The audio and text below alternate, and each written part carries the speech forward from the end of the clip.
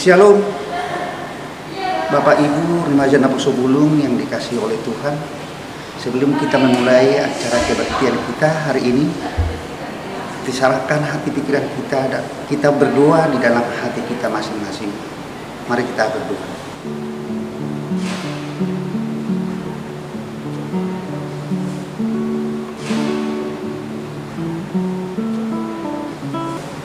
Amin. Kita bernyanyi.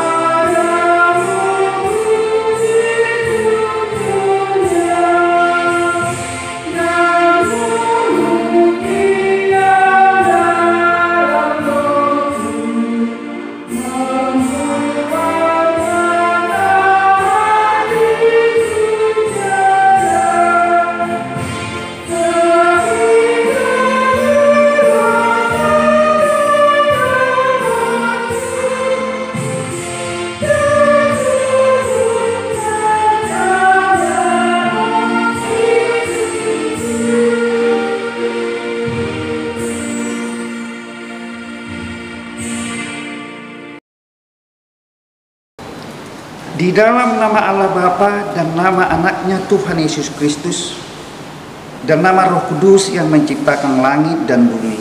Amin. Allah yang telah mengasihi kita dan yang telah memutus anaknya sebagai pendamaian bagi dosa-dosa kita. Saudara-saudaraku yang kekasih, jikalau Allah sedemikian mengasihi kita, maka haruslah kita juga saling mengasihi. Haleluya.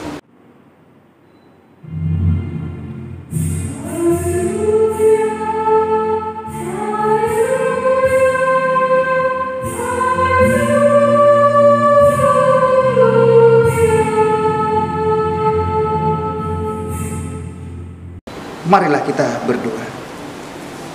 Ya Tuhan Allah yang Maha Kuasa, Bapa kami yang di surga, kami mengucapkan terima kasih kepadamu karena Engkau telah mengutus anak-Mu yang tunggal itu, membebaskan kami dari kuasa iblis. Kami memohon kepadamu, peliharalah kami di dalam firman-Mu, agar kami kuat pada waktu kesesakan dan penderitaan. Ampunilah dosa dan pelanggaran kami terhadap firman-Mu yang kudus. Bukalah hati kami dengan Roh-Mu yang kudus dan terimalah kami masuk ke dalam hidup yang kekal, supaya di sana kami memuji nama-Mu sampai selama-lamanya. Di dalam Tuhan Yesus Kristus Tuhan kami. Amin. Kita bernyanyi.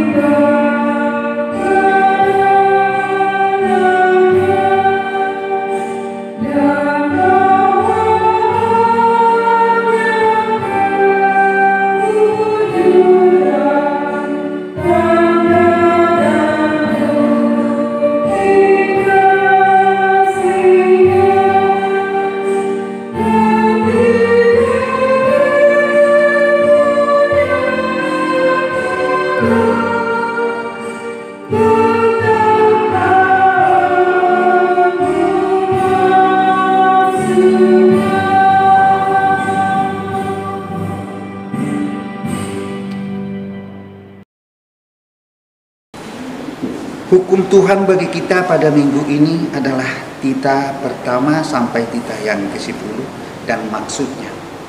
Tita pertama, akulah Tuhan Allahmu, jangan ada padamu Allah lain di hadapanku.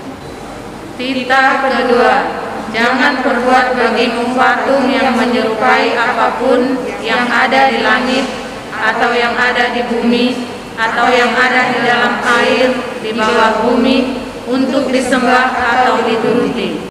Titah ketiga, jangan menyebut nama Tuhan Allahmu dengan sembarangan, sebab Tuhan akan menghukum orang yang menyia-nyiakan namanya.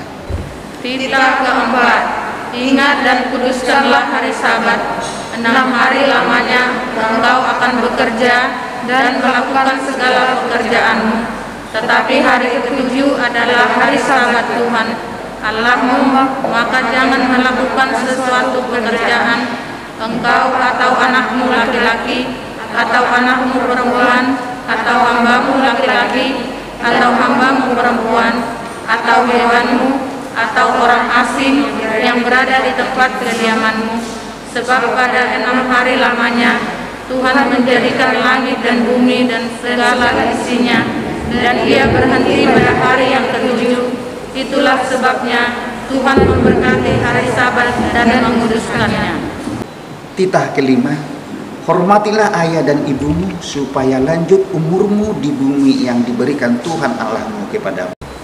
Titah keenam, jangan engkau membunuh. Titah ketujuh, jangan engkau berzina. Titah kedelapan, jangan engkau mencuri. Titah kesembilan, jangan mengucapkan saksi dusta terhadap sesamamu manusia.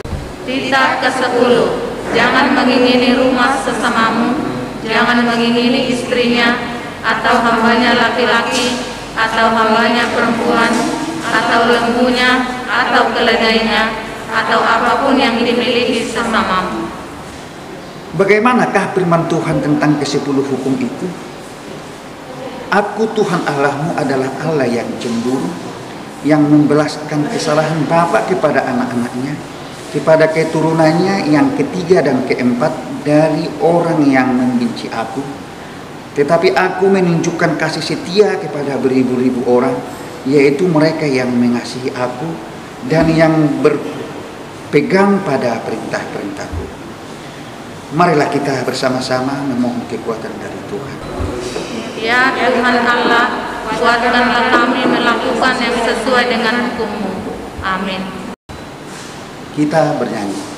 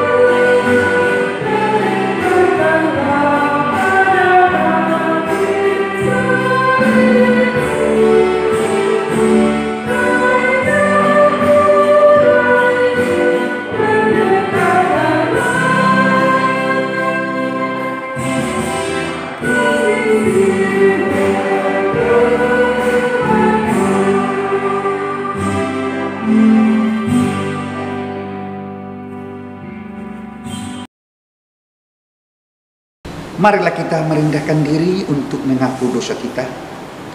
Ya Tuhan Allah Bapa kami yang di surga, Engkau maha murah, kasih-Mu kekal selama-lamanya.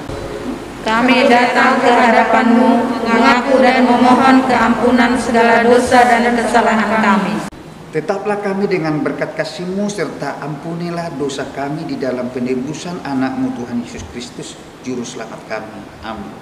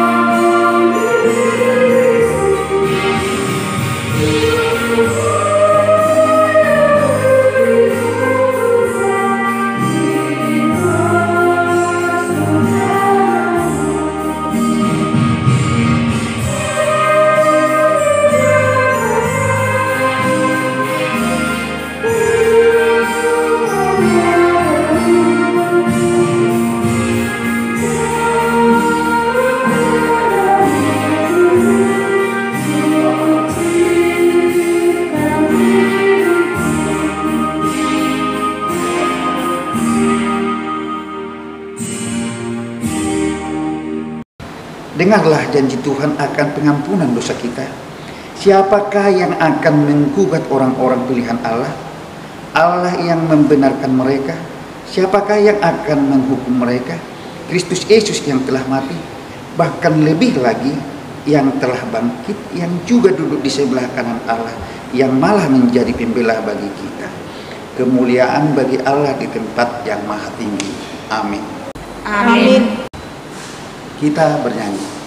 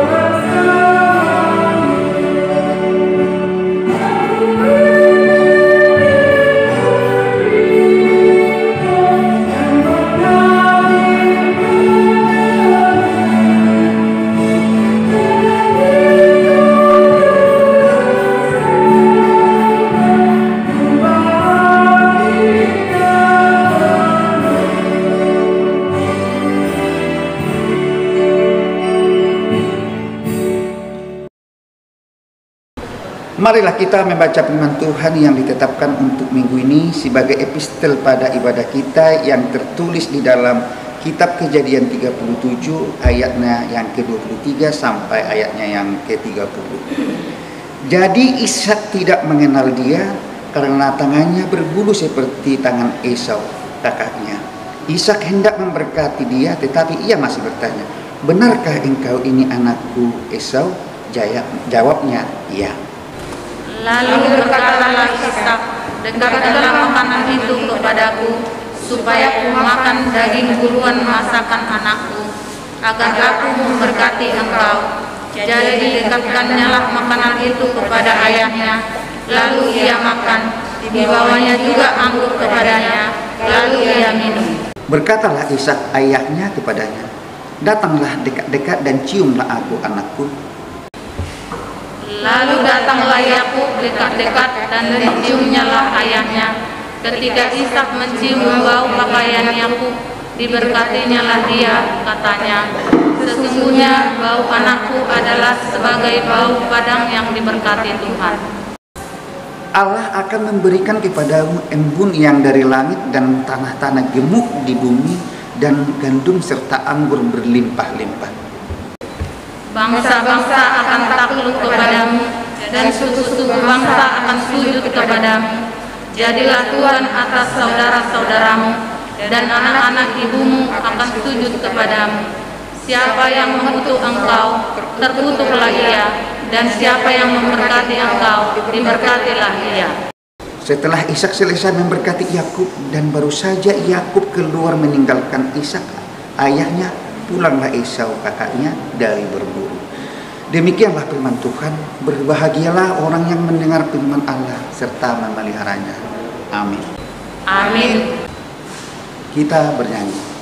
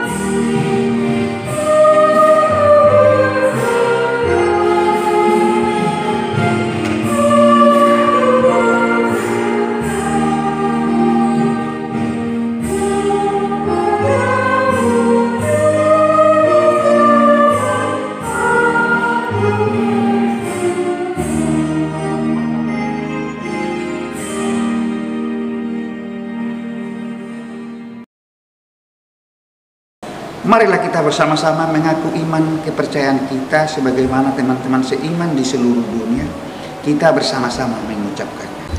Aku percaya kepada Allah Bapa yang Maha Kuasa, Khalik langit dan bumi.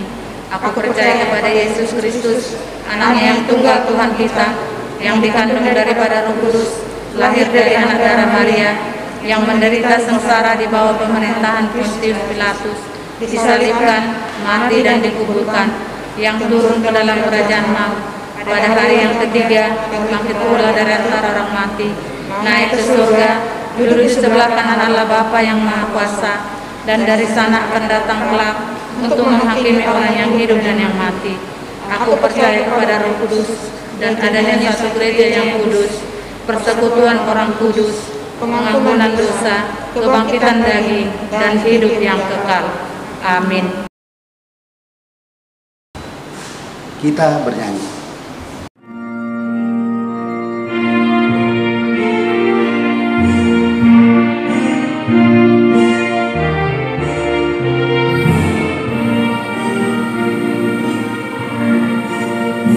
Kita berdoa. Damai sejahtera Allah yang melampaui segala akal, itulah yang memelihara hati dan pikiranmu dalam Kristus Yesus Tuhan. Amin. Shalom, saudari yang dikasihi oleh Tuhan Yesus Kristus, terlebih bagi jemaat yang masih beribadah di rumah. Marilah kita melihat firman Tuhan yang menjadi khotbah pada minggu ini, yaitu dari Injil Matius 27 ayat 1 sampai dengan 10. Matius 27 ayat 1 sampai 10. Saya akan bacakan untuk kita semua. Demikianlah bunyinya. Ketika hari mulai siang, semua imam kepala dan tua-tua bangsa Yahudi berkumpul dan mengambil keputusan untuk membunuh Yesus. Mereka membelenggu Dia, lalu membawanya dan menyerahkannya kepada Pilatus, wali negeri itu. Pada waktu Yudas yang menyerahkan Dia melihat bahwa Yesus telah dijatuhi hukuman mati, menyesallah ia. Lalu ia mengembalikan uang yang 30 perak itu kepada imam-imam kepala dan tua-tua dan berkata, "Aku telah berdosa karena menyerahkan darah orang yang tak bersalah." Tetapi jawab mereka, "Apa urusan kami dengan itu? Itu urusanmu sendiri." Maka ia pun melemparkan uang perak itu ke dalam bait suci, lalu pergi dari situ dan menggantung diri. Imam-imam kepala mengambil uang perak itu dan berkata, "Tidak diperbolehkan memasukkan uang ini ke dalam peti persembahan, sebab ini uang darah." Sesudah berunding mereka membeli dengan uang itu tanah yang disebut tanah tukang periuk untuk dijadikan tempat pekuburan orang asing. Itulah sebabnya tanah itu sampai pada hari ini disebut tanah darah. Dengan demikian genaplah firman yang disampaikan oleh Nabi Yeremia. Mereka menerima 30 uang perak, yaitu harga yang ditetapkan untuk seorang menurut penilaian yang berlaku di antara orang Israel. Dan mereka memberikan uang itu untuk tanah tukang periuk, seperti yang dipesankan Tuhan kepadaku. Demikianlah firman Tuhan.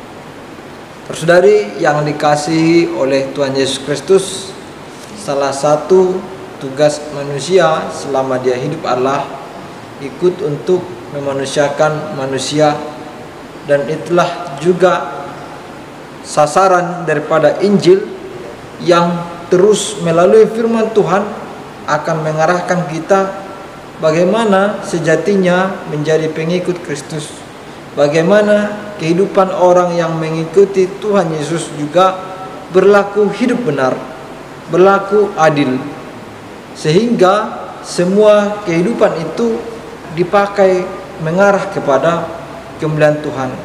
Semua perjalanan kehidupan itu dipakai untuk mencapai kehendak yang dilakukan, kehendak yang diinginkan oleh Tuhan.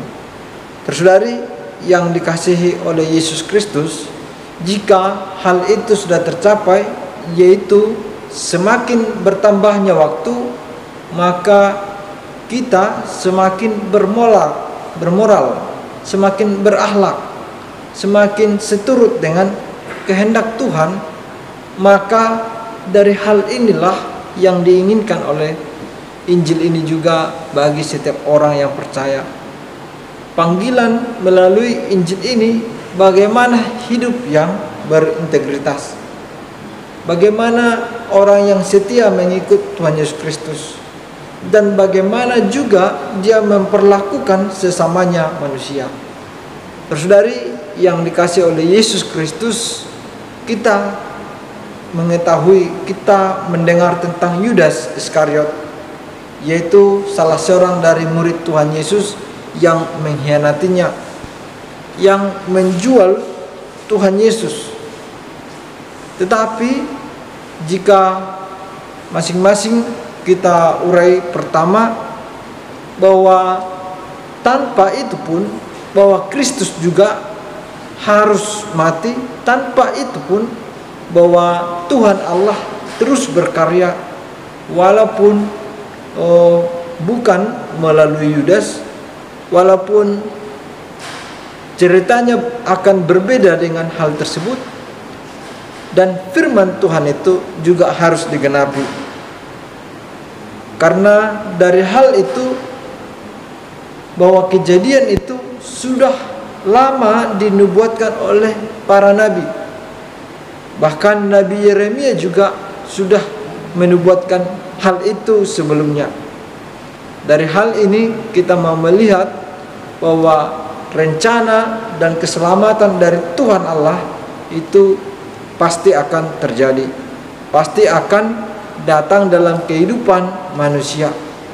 Tetapi meskipun demikian, pada perikop ini bahwa Yudas, salah seorang dari murid Tuhan Yesus itu, yang justru mengkhianati dia dengan menjual Tuhannya sendiri. Terus dari yang dikasihi oleh Kristus Yesus, apa yang terjadi pada Yudas? Mungkin ia berpikir karena ia jugalah seorang bendahara, ia juga berpikir secara ekonomis, maka dengan teganya dia menjual Tuhannya sendiri. Bahwa godaan duniawi telah sampai kepadanya hingga mengalahkan imannya sendiri. Godaan harta, godaan uang dari para imam, dari para kepala bait itu dengan 30 perak telah menggelapkan matanya, telah menutup hatinya, bahwa dia akhirnya mau menjual Tuhan Yesus dengan sadarnya. Terus dari yang dikasih oleh Kristus Yesus, yang pertama dari hal ini adalah kenapa Yudas bisa imannya gugur? Kenapa Yudas bisa kalah? Karena dia tidak tahan untuk menahan godaan uang tersebut, bahwa dia tergoda akan hal-hal duniawi. Terus dari yang dikasih oleh Yesus Kristus, tentu bagi orang yang percaya dan juga bijaksana dan diberkati oleh Tuhan, tidak menjadi masalah untuk mempunyai uang, tidak menjadi masalah untuk menjadi orang kaya. Tetapi dalam hal ini Yudas juga telah salah ketika dia juga sudah menjual Tuhan. Dia mengkhianati imannya. Terus dari yang dikasih oleh Kristus Yesus, maka dengan hal itu telah membuat dia tidak lagi mempunyai jati diri seorang murid Tuhan Yesus. Dia tidak lagi mempunyai integritas dalam dirinya oleh karena adanya godaan-godaan duniawi berupa harta, berupa uang tadi.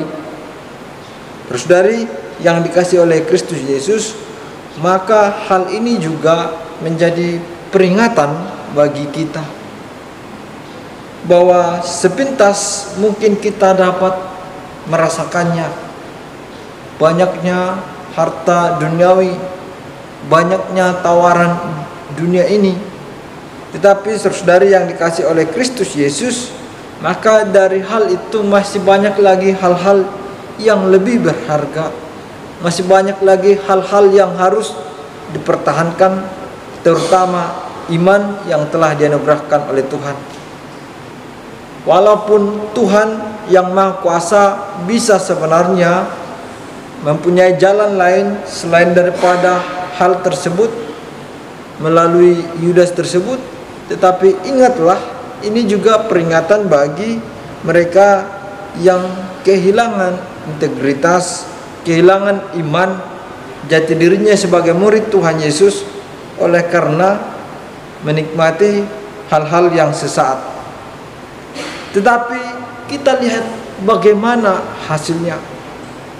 Apakah uang 30 perak itu menjadi kemakmuran, menjadi damai sejahtera bagi Yudas? Ternyata saudari yang dikasih oleh Yesus Kristus, kita juga membaca ayat ini bahwa ia sendiri menyesal dengan sangat dalam. Bahkan ia frustasi menjumpai para imam-imam, menjumpai para kepala bait, mengembalikan uangnya, melemparkan uang yang 30 perak itu. Lalu dia menyesal karena dia telah menjual orang yang tidak bersalah.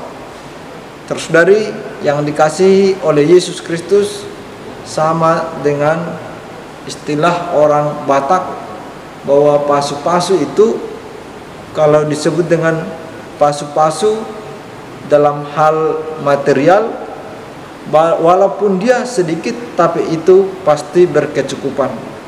Walaupun dia banyak, pasti tidak berlebihan.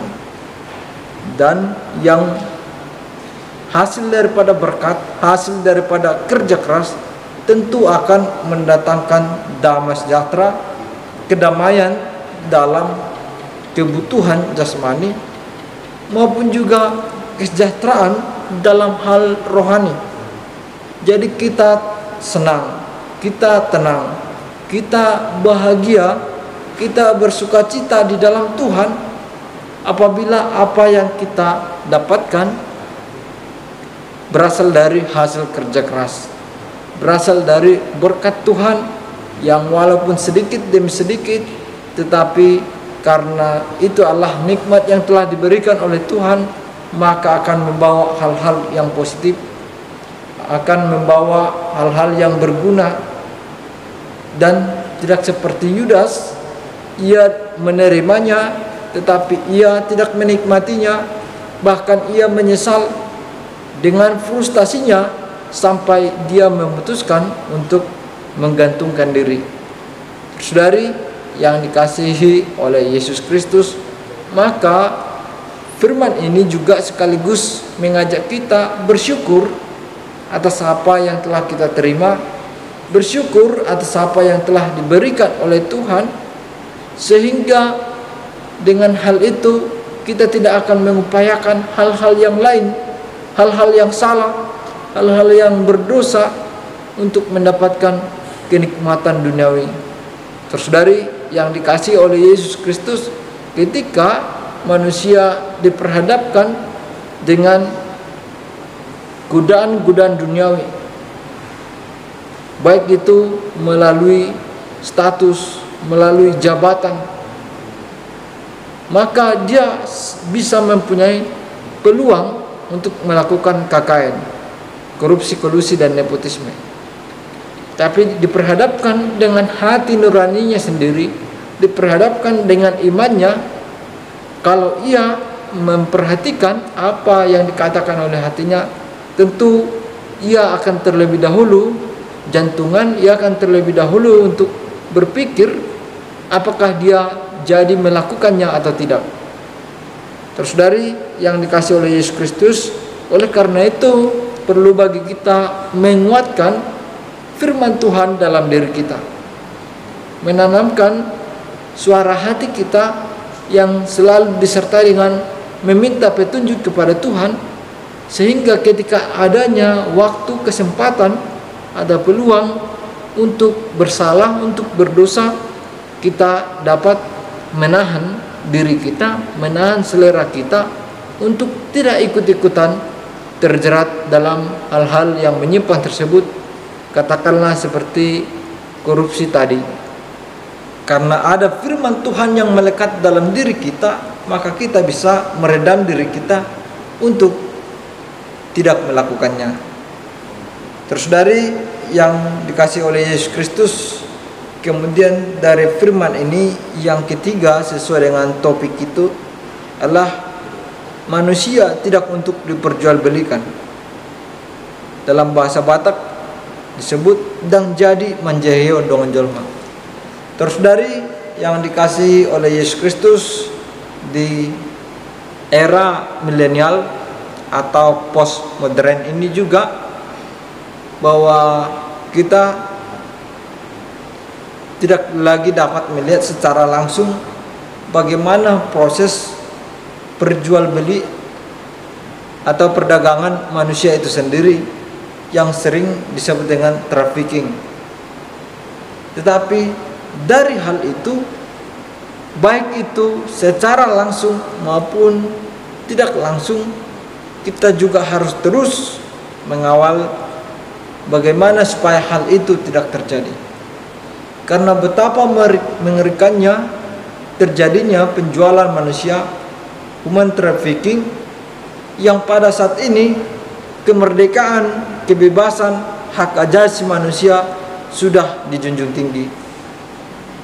Walaupun perlakuan tersebut mungkin masih ada pada saat ini yang dilakukan secara tersembunyi dan lain sebagainya. Tetapi tersaudari yang dikasihi oleh Kristus Yesus, maka firman ini juga menegaskan bagi kita bahwa hal itu juga tidak berkenan bagi Tuhan. Dari bentuk lain, banyak kejadian yang seperti itu, yaitu dengan pengurangan hak asasi manusia, mungkin berupa hak-haknya yang diambil, mungkin gajinya yang tidak dibayarkan, dan lain sebagainya. Dan praktek-praktek yang demikian yang tidak sesuai dengan peri kemanusiaan, maka bersama-sama kita juga harus mengantisipasinya. Dari keberadaan kita masing-masing, gereja menyerukan kita juga menghindarinya. Para yang berkepentingan juga tidak melakukan itu. Para yang mempunyai posisi juga menjaga dan mengawasi itu, sehingga dengan demikian hal tersebut tidak terjadi, sehingga tersebut dapat dihindari. Saudari yang dikasihi oleh Kristus Yesus, maka dengan hal ini mengajak kita untuk memanusiakan manusia dengan cara menghargai sesama manusia. Karena kita beriman, maka kita juga akan menghargai manusia. Kalau Tuhan mengasihi kita, maka kita juga harus mengasihi sesama manusia. Oleh karena itu, saudari yang dikasihi oleh Yesus Kristus, gambaran kasih kita kepada Tuhan tentu akan tercermin bagi sesama kita manusia dengan hal yang diikat dalam kasih dan menghindari hal-hal yang tidak diinginkan. Kita berdoa. Terima kasih ya Tuhan atas firman-Mu yang mengingatkan kami, mengawali kami, dan juga memperhatikan kehidupan kami. Ya Tuhan, melalui kasih yang Engkau berikan, Engkau telah memanggil kami untuk ikut serta memanusiakan manusia dengan banyak hal yang seturut dengan firman Tuhan, menghargai sesama manusia, yaitu dengan iman kami dapat menerapkan firman-Mu kepada sesama kami manusia, menghindari hal-hal yang tidak berkenan di hadapan-Mu, termasuk di hadapan saudara kami, teman-teman kami, terlebih bagi umat manusia. Kiranya Tuhan yang menunjukkan kuasa-Mu. Apabila pada saat ini ada yang masih merasakan perbudakan, ada yang masih merasakan penindasan, ketidaksesuaian dengan peri kemanusiaan, dan hal-hal lain yang tidak Engkau kehendaki, yaitu dosa-dosa pelanggaran terhadap sesama kami manusia. Kiranya Tuhan yang mengampuni kami, dan Tuhan juga yang menuntun hidup kami, sehingga setiap umat manusia mampu saling menghargai, mampu saling mengasihi ya Tuhan, dan mampu saling menjaga.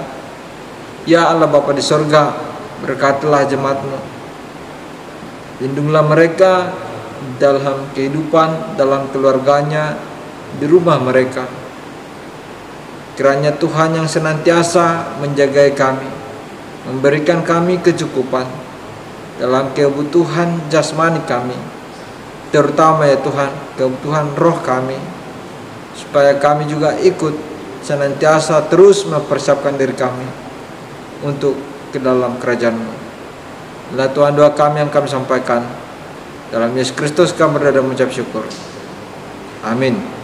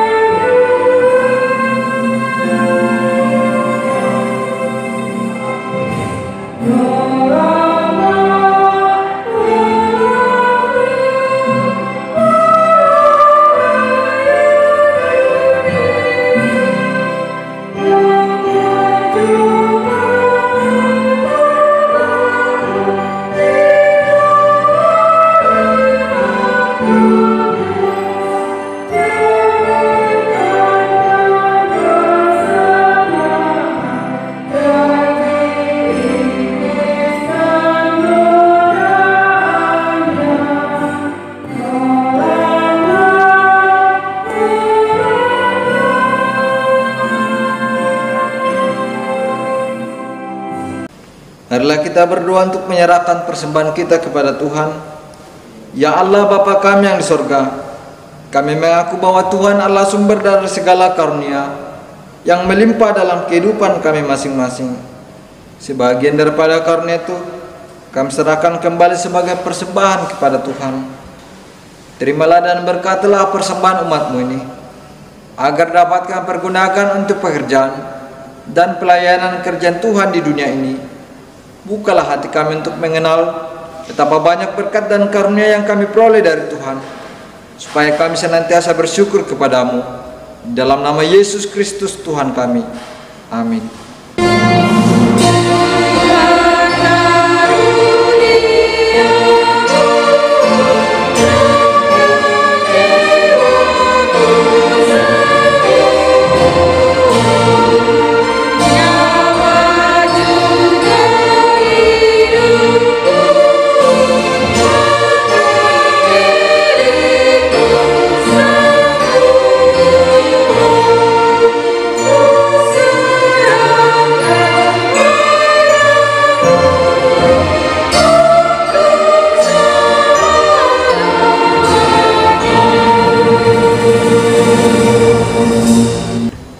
Bapa kami yang di sorga, dikuduskanlah namamu, datanglah kerajaan-Mu, jadilah kehendak-Mu di bumi seperti di sorga.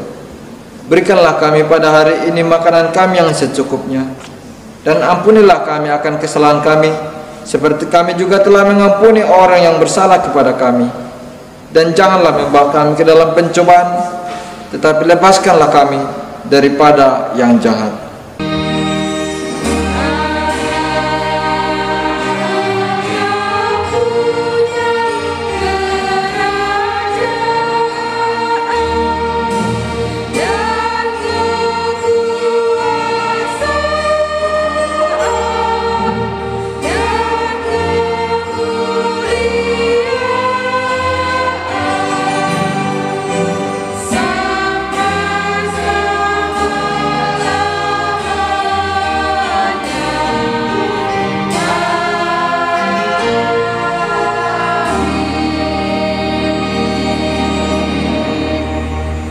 Tuhan memberkati engkau dan melindungi engkau. Tuhan menyinari engkau dengan wajah-Nya dan memberi engkau kasih karunia. Tuhan menghadapkan wajah-Nya kepadamu dan memberi engkau damai sejahtera. Amin.